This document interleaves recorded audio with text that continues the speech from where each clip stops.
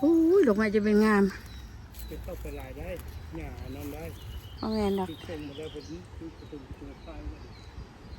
นี่พวกอันเขาจะกินนี่นะเท่านี้นี่เขาเห็นเขาขายอาหารแม็กเนี่ยเนาะ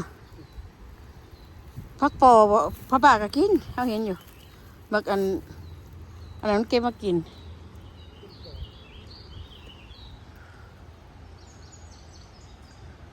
งามพี่น้องดอกไม้ซีเพอร์โปอ่อนงามหลายเลยท่านก็จะว่าจักมาตัดแห้งลายจักตัดหญ้าแล้วมันไปน้องดอกไม้กระป๋องมีไฟบ่ายยังดอกอันนี้บนคนท่องเที่ยวนี่เขาเห็นเขากินเลยเนี่ย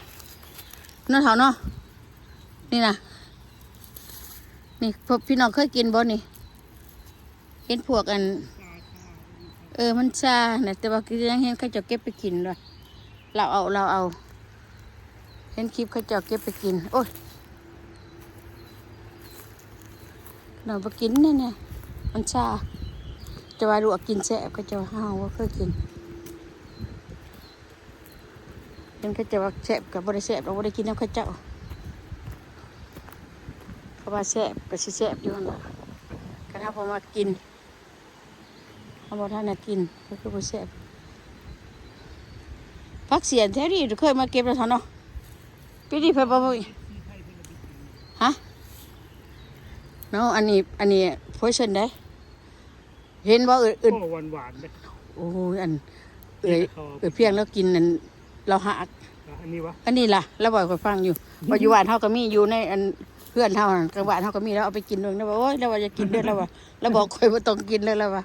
คือเห็นที่ไทยเพิ่นเอาไปกินแล้วเบิ่งกินกินมันมีผิดอยู่เฮามันบ่ฮู้กันหวานนะก็เห็นเราเห็นเขาจะกินแล้วก็กินโอ้ยอันนี้ตอนี่มันเข้าคักคั่นหรือคนเอามาใส่วะใช่บ่แม่น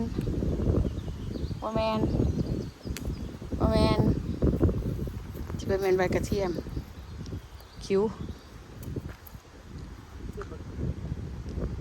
จะได้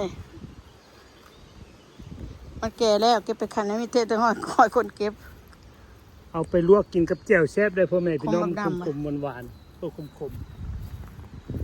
แซ่บเบิดแล้วพัก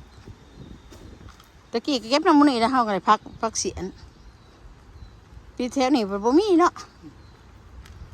จ้างเป็นพี่น้องคนไทยเพิ่นเบิ่งใน FC ไทยเพิ่นเอาเห็นเพิ่นกินแม่นบ่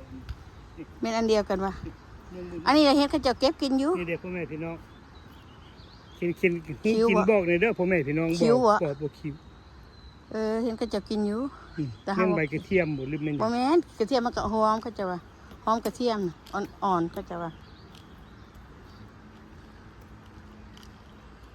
เฮาบ่เคยกินนะบ่ต้องกินยันแต่มันเป็นควายเส้นเฮาบ่ฮู้จักหญ้า